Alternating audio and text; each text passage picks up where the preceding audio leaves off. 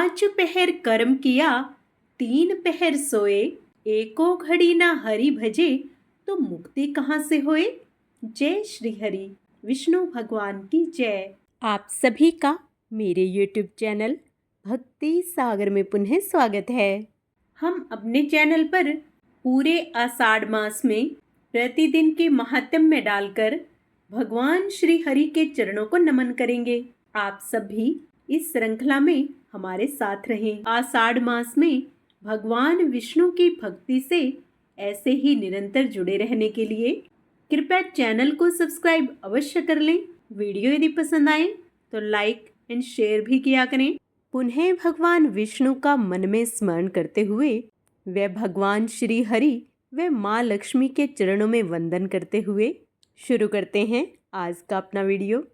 आइए भगवान जगन्नाथ के एक भक्त की कथा सुनते हैं। कथा के मुताबिक भगवान ने अपने एक भक्त को श्री गणेश का अवतार लेकर दर्शन दिए थे। उनकी यह कथा गणेश चतुर्थी के साथ भी जुड़ती है और गणेश पूजा के दौरान पुरी व अन्य पूजा पंडालों में सुनाई भी जाती है। पुराणों में लिखा है कि कलयुग में भगवान नीलमाधव भक्तों को उनकी इच्छा के अनुसार दर्शन देते हैं। वह भक्तों के बीच ही निवास करेंगे।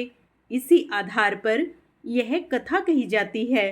कहते हैं कि 16वीं शताब्दी में महाराष्ट्र के एक गांव में एक मूर्तिकार गणेश भक्त गणपति भट्ट रहते थे।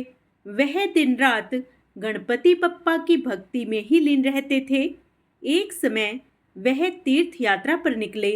इस तरह हर ओर की यात्रा के बाद वह पुरी उड़ीसा पहुँचे। यहाँ भट्ट जी को बहुत निराशा हुई क्योंकि पुरी में गणेश जी का कोई मंदिर ही नहीं था। ऐसा देखकर वह विचलित हो गए।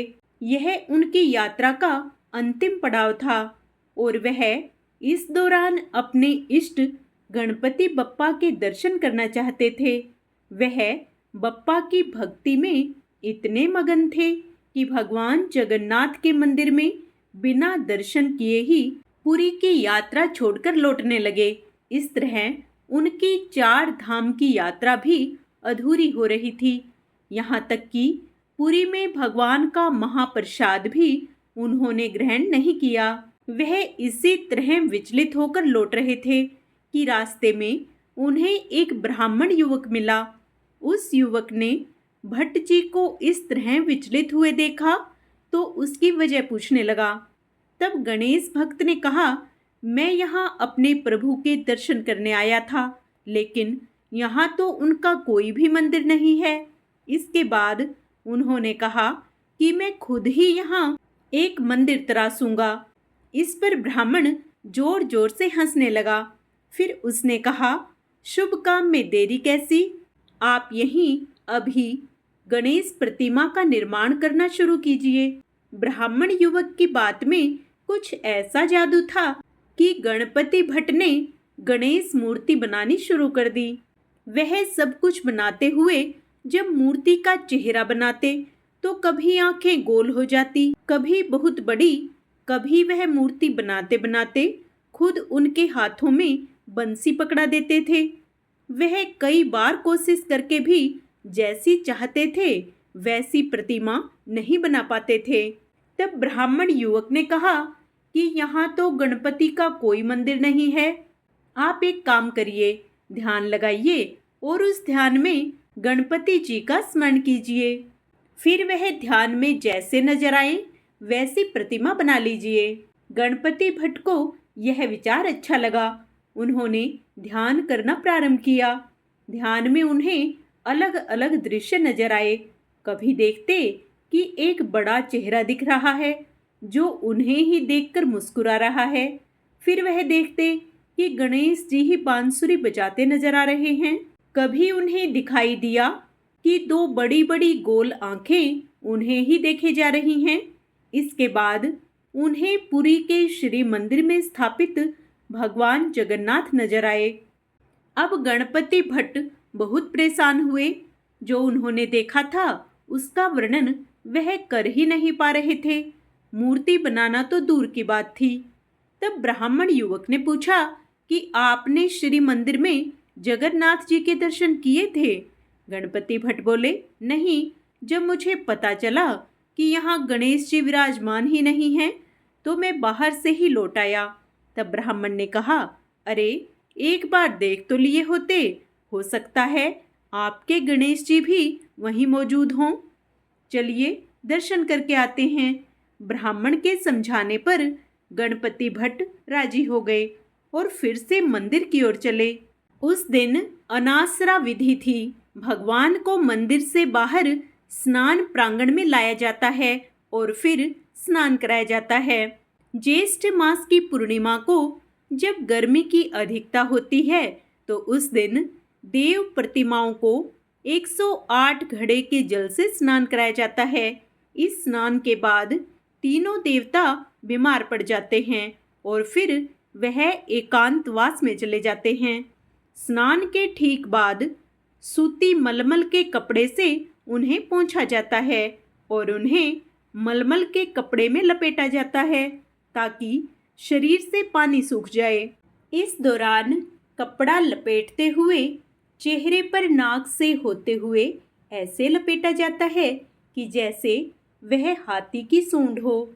यही प्रभु जगन्नाथ का गजानन वेश है। जब गणपति भट्ट श्री मंदिर पहुँचे तो उन्होंने यही दृश्य देखा और खुशी के मारे चिल्ला पड़े, मेरे गणेश जी तो यही हैं, यहाँ मंदिर में विराजमान हैं। जगन्नाथ प्रभु में उन्हें अपने इष्ट के दर्शन हो गए। फिर जब वह ब्राह्मण युवक से अपनी खुशी जाहिर करने के लिए मुड़े तो देखा वहाँ कोई नहीं था। कहते हैं कि अपने सच्चे श्रद्धालु की भक्ति देखकर भगवान जगन्नाथ खुद उनके मन का भ्रम दूर करने आए थे। भगवान जगन्नाथ के गजवेश के दर्शन से आनंद मिलता है और इसके बाद ही वह 15 दिनों तक किसी को दर्शन नहीं देते हैं। वह एकांतवास में चले जाते हैं। जय श्री हरि। आइए आषाढ़ मास का आगे का महात्म्य स्मरण करते हैं। श्री पाराशर जी बोले, हे मैत्रेय, संपूर्ण देवगणों से इस प्रकार कहे, लोक पितामह श्री ब्रह्मा जी भी उनके साथ अक्षीर सागर के उत्तरी तट पर गए। वहां पहुंचकर पितामह ब्रह्मा जी ने समस्त देवताओं के साथ परावरनाथ श्री विष्णु भगवान की अति मंगलमय वाक्यों से स्तुति की। ब्रह्मा जी कहने लगे, जो समस्त अणुओं से भी अणु और पृथ्वी आदि समस्त गुरुओं भारी पदार्थों से भी गुरु अर्थात भारी है, उन निखिल लोक विश्राम पृथ्वी के आधार स्वरूप अप्रकाश्य अभेद्य सर्वरूप सर्वेश्वर अनंत अज और अव्यय नारायण को मैं नमस्कार करता हूँ। मेरे सहित संपूर्ण जगत जिसमें स्थित है, जिससे उत्पन्न हुआ है और जो देव सर्वभूत में हैं तथा जो पर प्रधान आदि से भी पर हैं, जो पर पुरुष से भी पर हैं, मुक्ति लाभ के लिए मोक्षकामी मुनिजन जिसका ध्यान करते हैं तथा जिस ईश्वर में सत्व आदि प्राकृतिक गुणों का सर्वथा अभाव है, वह समस्त शुद्ध पदार्थों से भी परम शुद्ध परमात्मा स्वरूप आदि पुरुष हम पर प्रसन्न हो। जिस शुद्ध स्वरूप भगवान की शक्ति कला काष्ठा और मुहूर्त आदि काल कर्म का विषय नहीं है, वे भगवान विष्णु हम पर प्रसन्न हों। जो शुद्ध स्वरूप होकर भी उपचार से परमेश्वर परमा महालक्ष्मी ईश्वर पति अर्थात लक्ष्मीपति कहलाते हैं और जो समस्त देहधारियों के आत्मा हैं, वे श्री विष्णु भगवान हम पर प्रसन्न हों।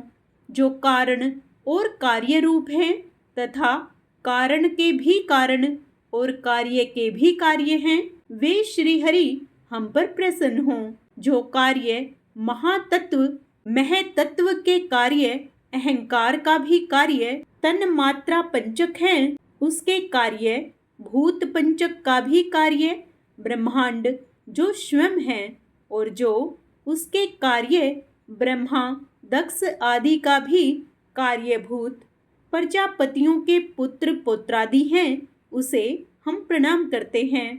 तथा जो जगत के कारण ब्रह्म आदि का कारण ब्रह्मांड और उसके कारण भूत पंचक के कारण पंच तन्मात्रा के कारणों अहंकार महतत्व आदि का भी हेतु मूल प्रकृति हैं, उस परमेश्वर को हम प्रणाम करते हैं।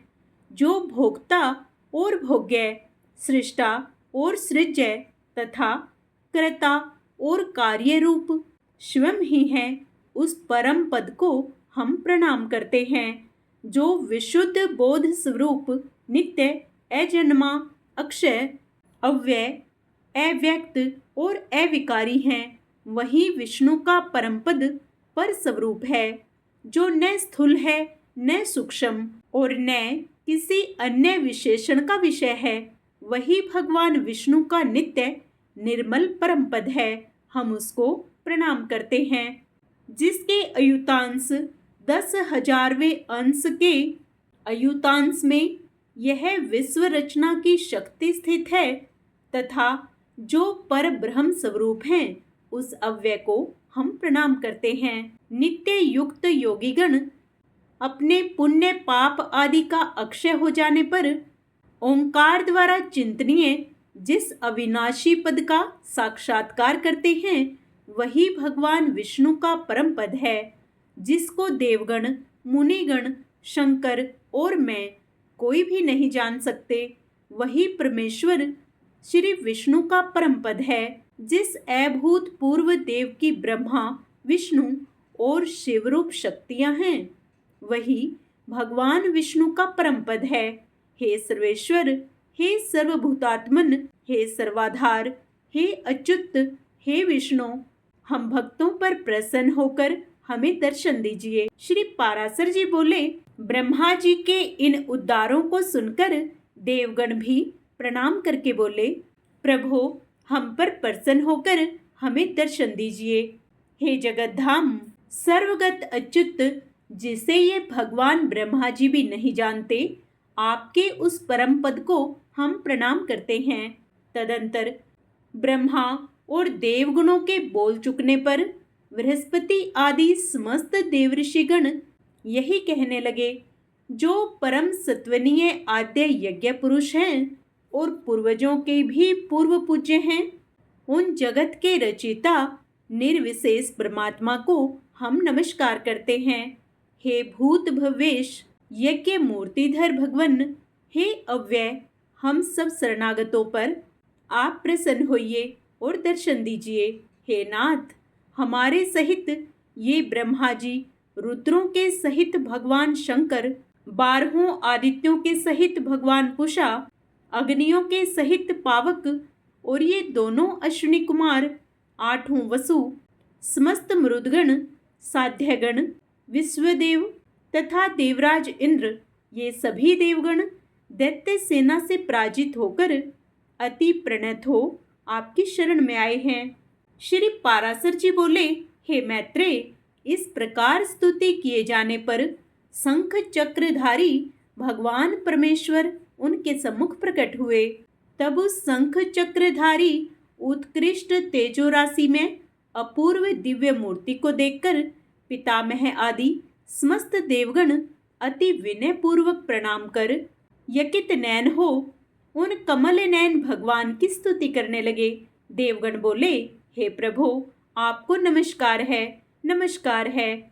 आप निर्विशेष हैं, तथापि आप ही ब्रह्मा हैं, आप ही शंकर हैं और आप ही इंद्र, अग्नि, पवन, वरुण, सूर्य और यमराज हैं। हे देव, हे विष्णु, दैत्यों से परास्त हुए हम आतुर होकर आपकी शरण में आए हैं। हे सर्वस्वरूप, आप हम पर प्रसन्न होइए और अपने तेज से हमें सशक्त कीजिए। हे प्रभु, जब तक जीव संपूर्ण पापों को नष्ट करने वाले आपकी शरण में नहीं जाते, तभी तक उसमें दीनता, इच्छा, मोह और दुख आदि रहते हैं। हे प्रसन्नात्मन, हम शरणागतों पर आप प्रसन्न होइए और हे नाथ, आप शक्ति से हम सब देवताओं के सोए हुए तेज को फिर बढ़ाइए।